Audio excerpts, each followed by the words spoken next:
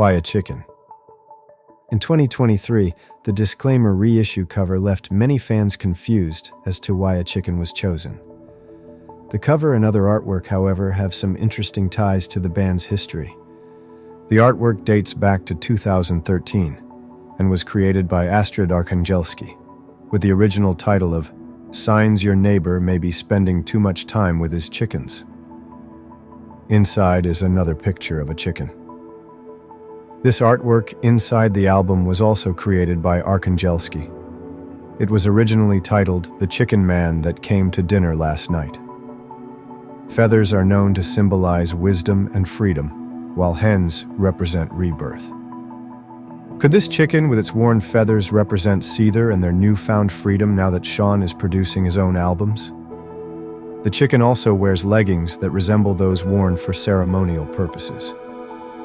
Is this chicken returning from a long, tired battle? The back cover showcases 12 creatures. Notice the correlation between the 12 tracks from Disclaimer. This image perhaps has the biggest connection to Seether's history.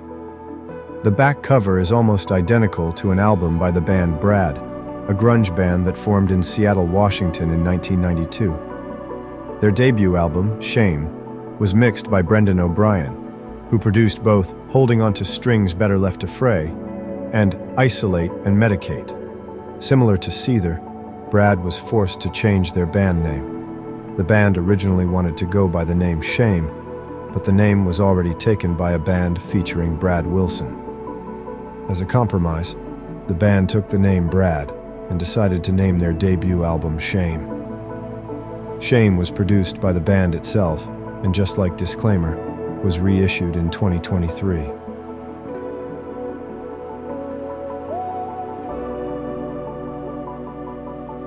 Navigating the ocean of life. Have you ever felt like a sailor lost at sea? Or perhaps you felt like you were navigating through the endless ocean of uncertainty. For this theory, we will explore themes seen in the album The Surface Seems So Far. It goes without saying that The Surface Seems So Far is water-themed, not just visually, but lyrically as well. Let's first look at the liner notes. You will notice the lyrics are spaced out in a peculiar fashion, but why exactly was this style chosen? It bears a striking similarity to a marine compass, used for navigation on boats. Lyrically, there are many nautical themes. Beneath the Veil opens with an ambient sound that resembles water or drowning. Walls Come Down mentions the words empty shell. The White Chick with the Black Eye. The album cover for Karma and Effect is a strange and rather creepy piece of art. It has become an iconic cover of Seether's long career. We will explore not just the cover art, but other art from the album. Let's get started.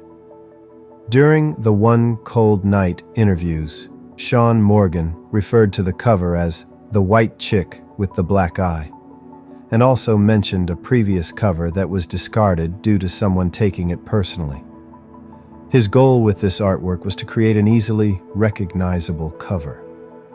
The album artwork was designed by Gareth Botha, an Atlanta-based artist who grew up in Johannesburg, South Africa. Most notably are the strange golden works on the left side of the image. These seem to resemble guitar amps plugged into this white chick. It is possible that this character represents Sean and Seether, while the guitar amps represent their label company at the time, Wind Up Records. Sean has been extremely vocal on Wind Up Records abusing their power, dictating what the band could and could not do, even forcing the band to change their album title. We had a manager from South Africa. She wasn't very good at what she was doing, and she was letting them walk all over us. They would bulldoze and bully us because they knew they could, Sean recalls. The front cover depicts a pale creature of sorts, with a cold, lifeless black eye. Guitar amps are plugged into this character. It may essentially represent the draining of ideas, passion, and livelihood of the band, thus leaving a pale, lifeless being. This idea becomes prevalent with other promotional artwork. such as a heart with more obvious cables plugged into it. Located inside the album booklet is a drawing of a butterfly surrounded by shards of broken glass and some loose screws. If we use the same idea as before, the butterfly may represent Seether. The label company tried to capture and display the butterfly as a prize, but of course this would destroy or even harm the butterfly. Another image features a butterfly perched on a wall with the repeated lines, "You'll be the death of me." Also located in the album booklet is a golden figure that appears cracked and crying. The Greek myth of King Midas tells a story of a man who wished that everything he touched turned into gold.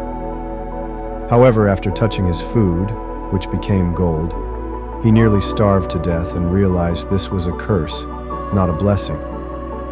This story can be applied to the relationship between Wind Up Records and Seether. Lastly, this image depicts a mouth within a mouth. This could represent Wind Up being the overbearing voice and direction of Seether. Music taking its toll. While the meaning of lyrics are subjective to the listener, let's consider the possibility that the last 3 Seether albums have been a message to the fans. We will start with Poison the Parish. It's becoming more and more apparent that touring and being away from family has taken its toll on Sean. With the advent of social media, negativity is on the rise. Could Sean be reacting to this negativity? Specifically the negativity directed towards the band. Some lyrics from Poison the Parish that could be reflecting on this are, "Tell me how you hate it. Tell me how you fake it.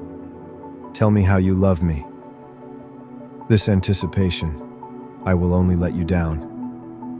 So please just let me heal." We can look at Parabellum in the same light. The lyrics, "Dripping words from my mouth, it never feels like I've heard," from Written in Stone could be the pressure Sean feels to create new music. When we look at the lyrics from this perspective, it's quite sad. "I feel like I'm done. I'm tired is all I can say. Set me free. I'm going home." There are simply too many lyrics from Parabellum that fit this idea of music taking its toll on Sean. Take time, re-listen to the album, and consider this possibility. Consider how Sean may feel when he is away from his family for long periods of time.